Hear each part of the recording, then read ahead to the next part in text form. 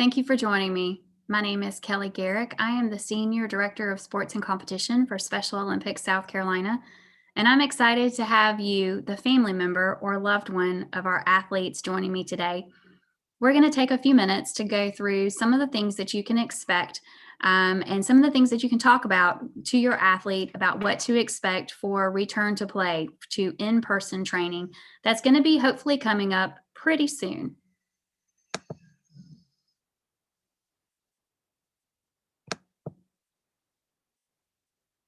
So, the first steps that you're going to need to take to be involved in this in-person training when it does come about is you're going to need to contact your area director.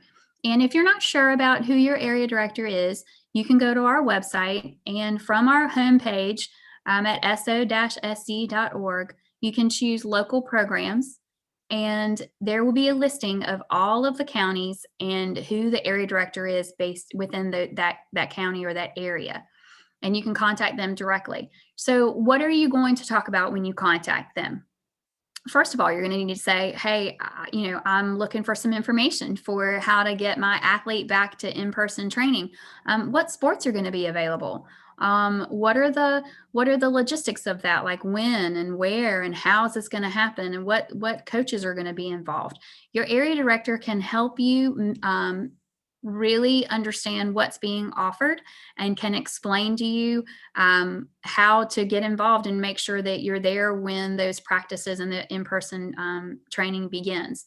You may also get a contact directly from the coach that you guys were in contact with before as your athlete was practicing on a regular basis. So be prepared for that as well. They may be reaching out directly to you saying, "Hey, I've already talked to the area director. I've already gotten approval for us to begin training. And this is when the trainings are going to begin."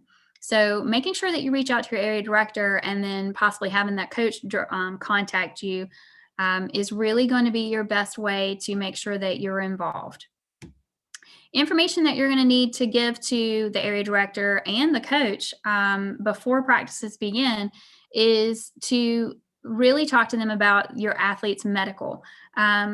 Medicals typically expire every 3 years. But right now, because of our pandemic and the COVID status that our communities are in, we don't want to put athletes at any higher risk by forcing them to go into a doctor's office when they're not sick, to have a medical exam to then have their medical become valid again if it's expiring. So, medicals, the expiration dates have been extended. And they've been extended until COVID is no longer a threat within the communities. So that means basically where the COVID cases are really down and a lot of people have been vaccinated. And we will let you know when that changes, when that gets to that point that those medicals are then going to need to be updated. Your area director, your coach, we as a state office will let you know when you need to go and take care of those medicals that now are deemed actually expired. But for now, all medicals are still valid and they will remain valid until you hear from us otherwise. But what you're going to want to make sure that you do is talk to your coach about any medical updates that may need to go along with that medical, like any new medication, any new medical status updates, or new things that are happening with your athlete. That coach needs to know so that they can best serve them should a medical reason arise. They're going to know all of the information they need to best help them and best provide some aid. So now that you've contacted your area director and you've talked to your coach, I just want to make sure that you're aware of the return to play phases. You may not have seen this before. It is on our website at our return to play section on our website. There's a banner that runs across our homepage, and you can click on that banner. It says return to play. Click on that, and then there is a lot of information on there about how things are going to come back to as much of a normal activity as possible. But this this grid is also on there, and it really lists out what sports are classified in what phase. And the classifications came from a couple of different questions and aspects of each sport. The main thing that we wanted to think about, or that I thought about in doing this, was is the sport, do you have the ability to really social distance when you're training or competing in that sport? Is it an outdoor or an indoor sport? And is there shared equipment? And if there is shared sports equipment, how much is it? How much shared equipment is there, and how crucial is it to the actual performance of the sport and training and competition to do it successfully? So you'll see what that means is it breaks down a lot of sports, and we have 4 phases. So there are low risk sports by those questions, which would be a lot of individual sports like track and field or swimming or golf, um, or bocce singles. And then you move on to phase 2, which is slight risk. And so you find some things like bocce doubles, where you're not quite as easily social distanced. It's still considered an individual sport, but you have a teams aspect. So there's a call for a little bit more closer contact. Or the golf levels, like levels 2 and 3 that are unified. That's a slight higher risk of sport than the golf levels 1, 4, and 5 that you see in phase 1. So as you look at the chart, you'll see a progression of contact. You'll see a progression of shared equipment. You'll see a progression of sports that really should be indoors as opposed to normally being outdoors to play. So that's really how you can look at this, and really be able to judge where your athlete's favorite sport may fall. Some general requirements for training and competition to really go to an in-person stage. Obviously, we've all gotten used to wearing masks for the most part, and this is not going to be any different. All participants are going to need to wear a mask. So you're going to need to really get your athlete, continue to talk to your athlete about proper face mask wearing, getting them continually used to the idea. I know they've gotten, for the most part, I'm sure, had some not maybe wanting to wear a mask, but they've gotten hopefully used to wearing a mask when they go out. But you're going to need to prepare them for wearing a mask when they're doing some sports activities. Some activities may allow for or will call for the removal of that mask during the activity itself. Like if it's a track practice, excuse me, if it's a track practice and the coach has them doing some sprints, it's hard to breathe quickly with a mask on your face. That's just difficult. So the mask maybe could come off during that time, but it needs to stay on for the most part for the rest of the practice. And all participants, that's again, volunteers, coaches, partners, and athletes need to practice social distancing at all times. That means a minimum of 6 feet apart. That if you're 8 feet apart, though, it doesn't mean that you can take your mask off. If you're 10 feet apart, it doesn't mean you can take your mask off. You need to have your mask on all the time, and you need to really try to be separated 6 feet apart. And sometimes I like to tell athletes, and I use this myself, is to, when you're trying to visualize what 6 feet apart is, if you don't have a good trick of trying to help them understand what 6 feet apart is, then a lot of times I'll use the length of my bed. That think about, is me standing apart from this person, could my bed fit in this space? Or another one for me, because it's easy because my husband is about a little over 6 feet tall. I say, all right, could my husband fit in this space between me and this other person? So try to come up with some fun ways to try to illustrate 6 feet apart to your athlete.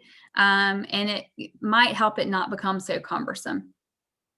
You're definitely going to need to continue to tell them, I'm sure you already have them widely aware of this, but there's no hugs, no high fives, and no physical contact whatsoever. So when they see their friends for the first time coming back into practice and they haven't seen them in a while, they are not going to be able to run up to them and give them a hug or give them a high five. We are instructing our coaches to come up with new team greetings. So maybe your athlete could give an idea to the coach as to what the new team greeting may be. Maybe it's, hey, anytime we see each other, we do the chicken dance, or we make a funny face, or whatever. But just turning that, what you can't do, into something positive and fun as to what you can do, can help them really get used to that reality. Some general requirements that you're also going to need to get them prepared for, and you're going to need to be aware of, is we're limiting trainings to athletes, partners, and coaches. That means that if you're used to taking your athlete to practice and standing there or sitting there at practice and watching them practice and really being able to enjoy their work, we're going to ask that you not do that, because it just it brings more people into that space, and it brings more exposure. So the athletes, the partners, the coaches, the volunteers, they need to be there. We're going to ask you that unless it is a specific needed one-to-one kind of necessary thing for you, that you have to stay with your athlete because there's a medical issue beyond COVID, or there is a behavior issue that you and the coach are concerned about, that you need to, as a caregiver, drive up, drop off, and stay in the car, not get out. And then when practice is over, be available to come and pick them up. If you need to get out of the car when you're dropping them off, to help them out of the car or to walk them to where practice is happening, that's fine. Of course, we're going to ask you to wear a mask to do that. And we're going to ask, obviously, that the athlete wear a mask the entire time. But then we're going to ask you to do that drop off and then go back to your car. If it is that one-to-one kind of situation, that's going to need to be a conversation that you have with your coach prior to arriving, because we are asking our coaches to limit the actual number of people that are there at the training, and everyone counts. So it's not just that you have 10 athletes and partners and then you have a couple of coaches. It's that we are asking that there are only, in some instances, we're asking that there are only 10 people there, and you would then be counted in that 10 people number. So they need to be aware of that. So just go ahead and have that conversation with them. You as a caregiver need to make sure that you're giving, as a family member, giving your athletes the best chance possible to arrive on time. So partners and coaches, everybody should arrive on time, but let's not get there so early that it really promotes congregating and wanting to hang out and talk to your friends.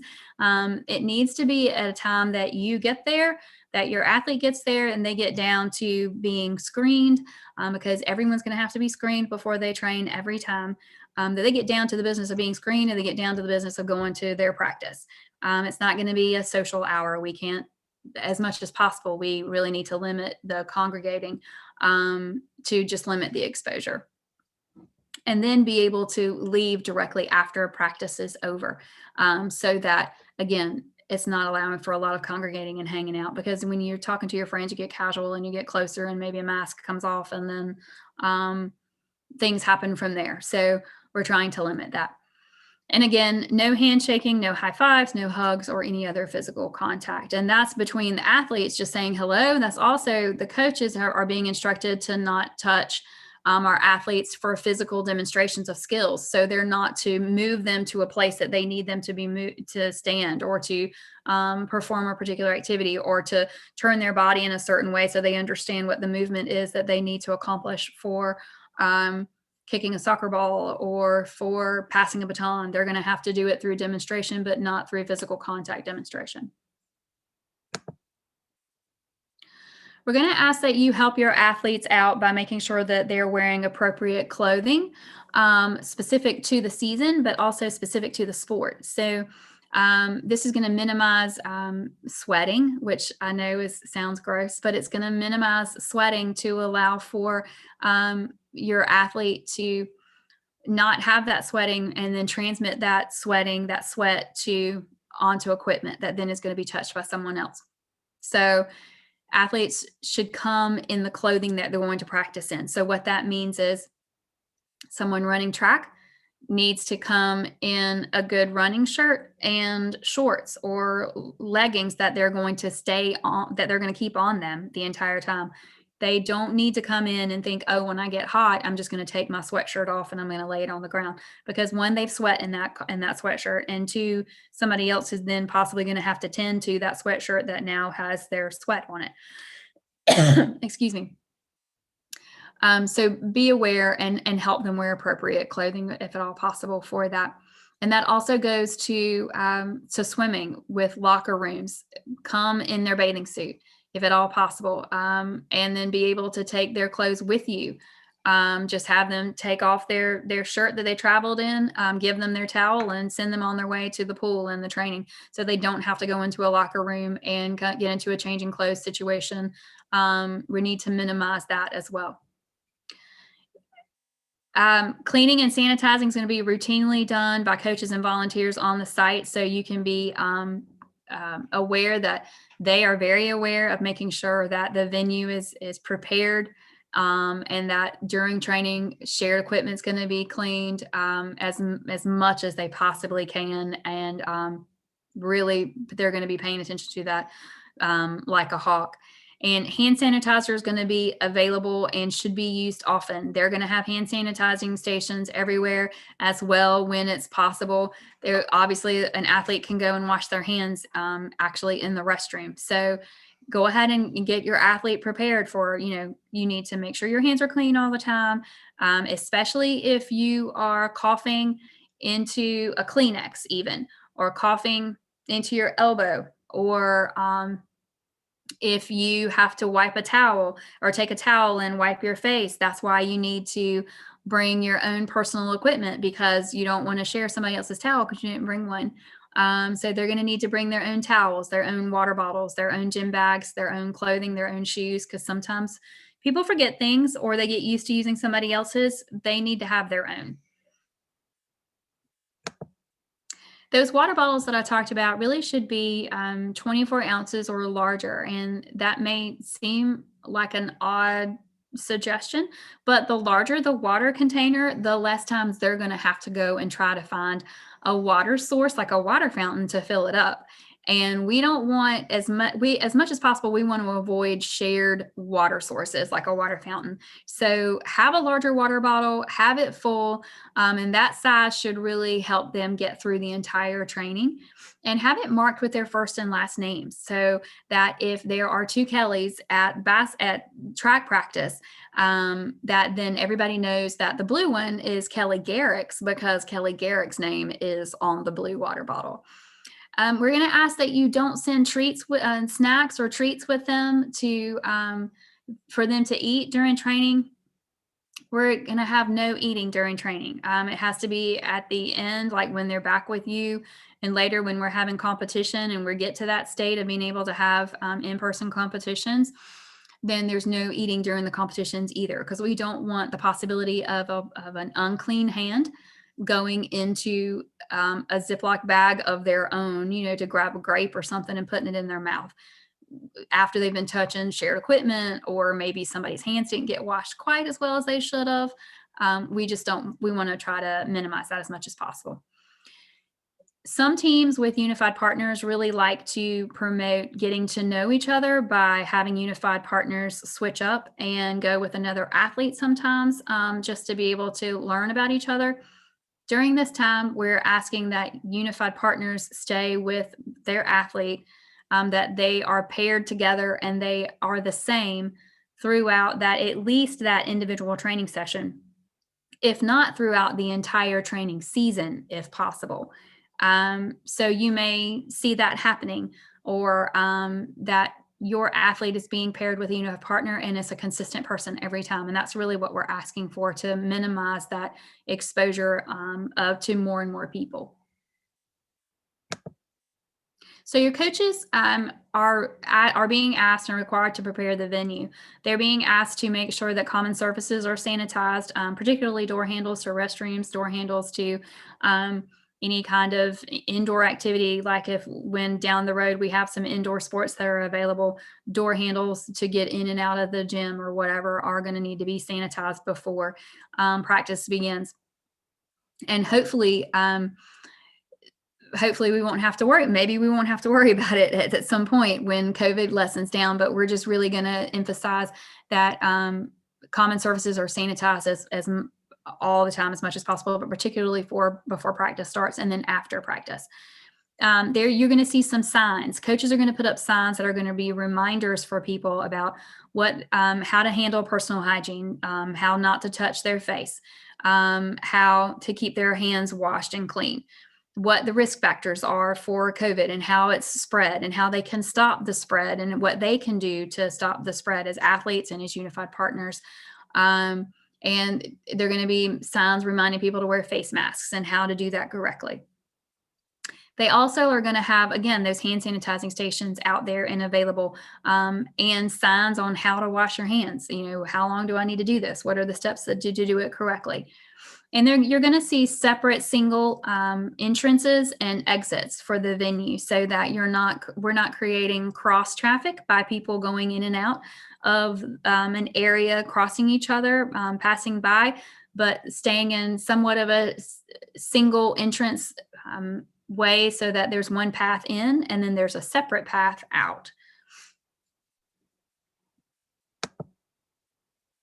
So some of the athletes come to trainings in public transportation, like in a DART kind of situation, that busing system, that van system.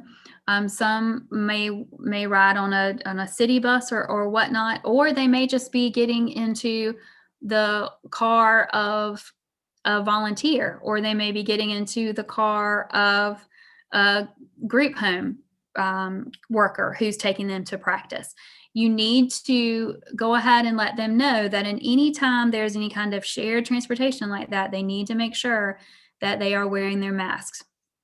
And they need to try to space out as much as possible during the trip, and not be super cozy and happy to see each other up, really sitting close together.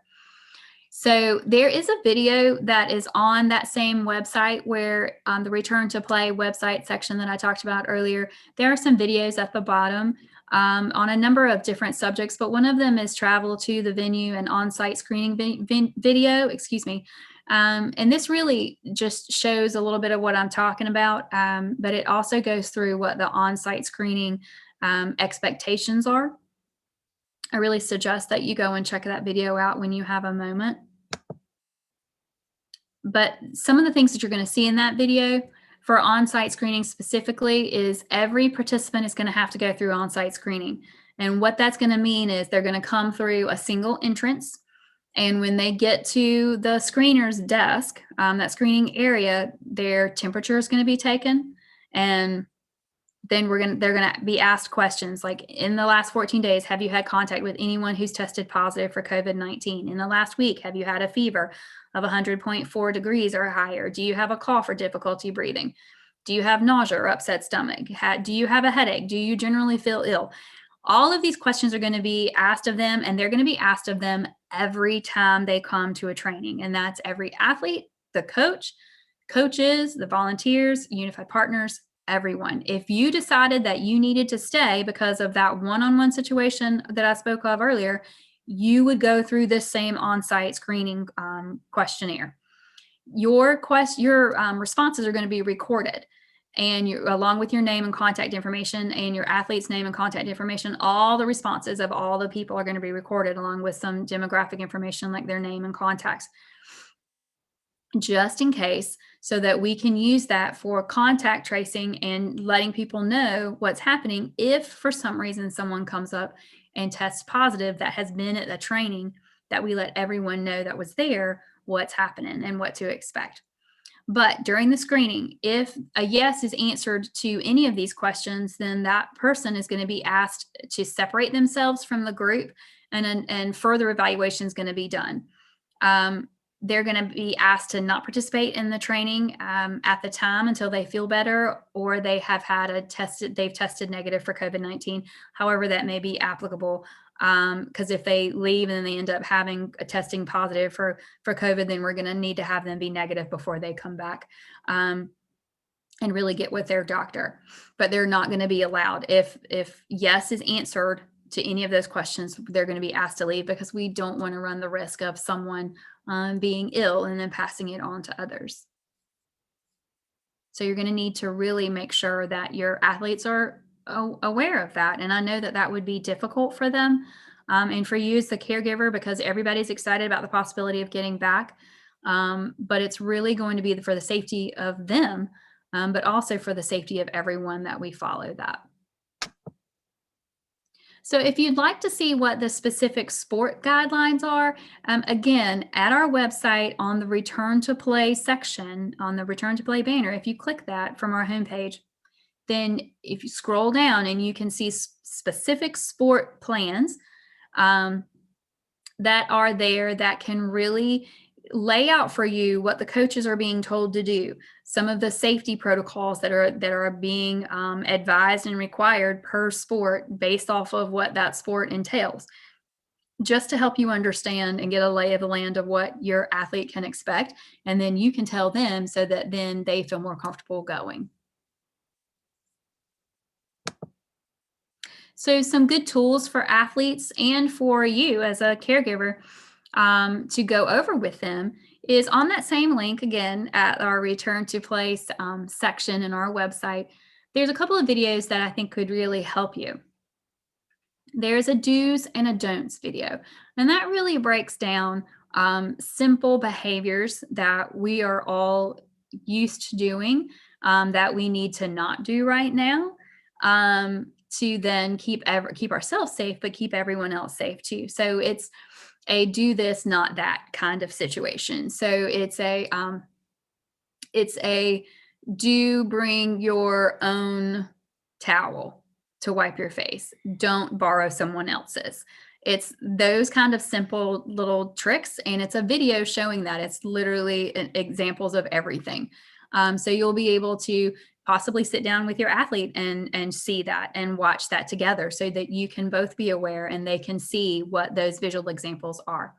And then there's the code of conduct video, which has athletes and coaches and unified partners from South Carolina going through and reading a code of conduct that are expectations of behavior for our participants while they're at training and what they can expect. And it goes to everything from I will wash my hands on a regular basis to I understand my temperature is going to be taken. I will maintain a social distance of at least 6 feet apart. That's also going to be something that you may want to sit and watch with your athletes to, again, let them know what's expected so that the transition from no activity or virtual activity to in-person activity is a smooth transition and everybody understands what's going to happen and what's expected. So obviously you can't ask me any questions right now, but if you do have some questions after watching this video, please feel free to contact me. My email address is there. You can contact me over email. You may also contact me on that phone number. That's my office phone number. We do have some different hours right now.